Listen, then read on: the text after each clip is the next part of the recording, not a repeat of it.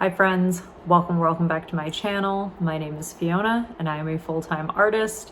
And on this channel, I like to take you with me on my artistic journey, whether that means working on projects here in my studio, going out and seeing cool art exhibits, buying art supplies and sharing my haul with you, or just discussing art topics like we are going to do today. Today, I thought I would tackle the question, what is an artist residency and should I do one?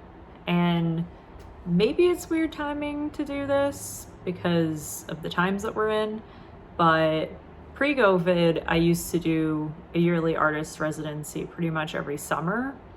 And I guess all my social media accounts are giving me those memory notifications where it's like last year and the year before and the year before that. And all the photos are always from me on residency around this time of year. So I guess it's got me feeling nostalgic, so that's why I want to talk about it.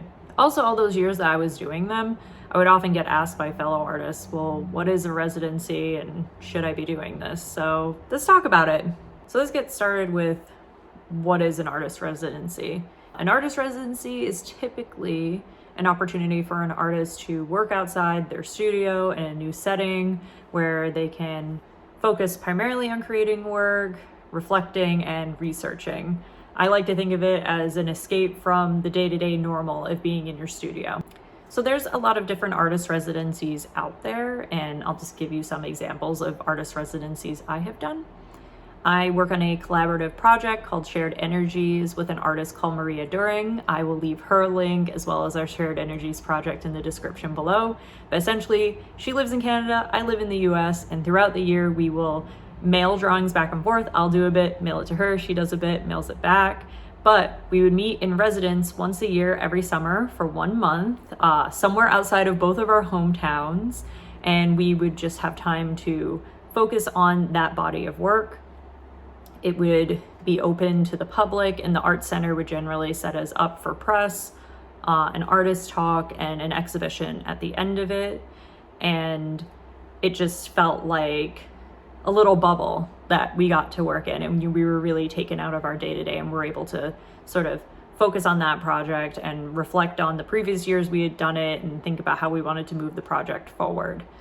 Then on the other hand, I've done a residency that was 6 months long, but a studio residency and in my hometown. So I didn't have to travel outside of my hometown. I stayed in my own home, but it's called a studio residency. So I was in a studio space where there were other artists all in their own studios, but I would commute there like a job. So I would go there, work that day, and then come back at the end of the day. We were given a mentor. We got to participate in the open studios, which was great because I got to meet new collectors. Some people bought my work at that. They had a gallery space and we had to do volunteer hours there, which was really interesting, to gallery sit and get experience doing that. And then we would have critiques. So with the other artists in the space, we had like little pods and we would all critique each other's work over the 6 months that we were there. Two very different types of residencies, and given those two different ones, then there's everything in between. So you can travel, you can find ones that are local, you can do a week-long one, you could do a month-long one, you can do 6 months, you can do a year. It just really depends on what you're looking for. Also, because of the situation with COVID, I've seen a lot of at-home residencies. So it might just be that you're working in your home studio, but you meet online to do critiques with other artists in your residency. Okay, what goes into applying for a residency?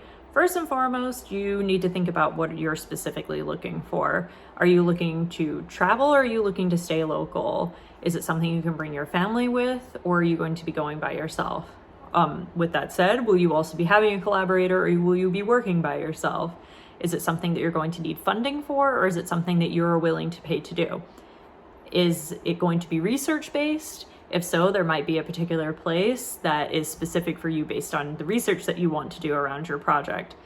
There's a lot of things to think about. Each residency varies, but in general, what you will need for applying is a letter of motivation, which I guess is sort of like a cover letter for it, saying what project you would like to be working on. Then you will need a project proposal where you break down all aspects of that project that you will be working on so the Art Center knows what to expect while you're there, as well as if you will have any specific needs. You will need your artist resume, your bio, your statement, portfolio of images, and I'm trying to think, is there anything else? Oh, letters of recommendation. You might need that. So if you have anybody in mind that could recommend you for the residency, you'll have to give that person all the information, because a letter will be really specific to the research that you're trying to do there, and you want the person in their letter that's recommending you to really be specific about the residency that you're applying for. Are residencies expensive? Once again, this is something that varies really depending on the type of residency you want to do. So in the case of Maria and mine collaborations, a lot of the time we would either get a stipend or a grant towards doing the project. And sometimes it was an outside grant that we would have to apply to, and then sometimes it was from the art center itself. And if that was the case, we would have to give them a detailed list of our materials, travel expenses, lifestyle daily expenses like food and such. And once that was all broken down, they were able to give us a stipend based on that. And then in the case of my 6-month-long one in Brooklyn at Trestle, that was paid. So I paid to participate in that, to basically rent the studio space and be a part of the program. So it really depends what you're looking for. With that said, you can apply for grants outside of it if you have something very research-based. Sometimes the more specific, you're able to get grants towards that. What are the benefits of doing a residency? First and foremost, beyond getting paid to do this thing and exposure and all these reasons, the most important thing in a residency is that you get time to focus on you and your art practice. And if it's a specific body of work or some research you're doing, getting that time to really focus on it outside of your day-to-day, just on that project, is really, really valuable for an artist in terms of their growth, learning about their practice, and being able to move forward in a body of work. So yes, there's all these benefits to a residency, but I want to say up front, the most important thing is just time. It is so valuable. As an artist, that can be very hard to get. Now that I've said that, I can say, I think residencies are good for your career. It's a good resume builder. You get to make a lot of connections. You get press opportunities. I've been in exhibitions as a result. I've done artist talks as a result.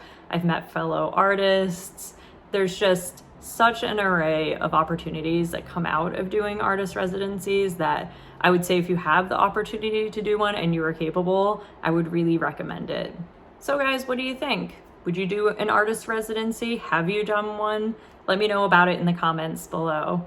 If you found this video to be helpful, please give me a thumbs up and subscribe to see more art content, and I'll see you guys in the next one. Until then, stay well and stay inspired, my friends.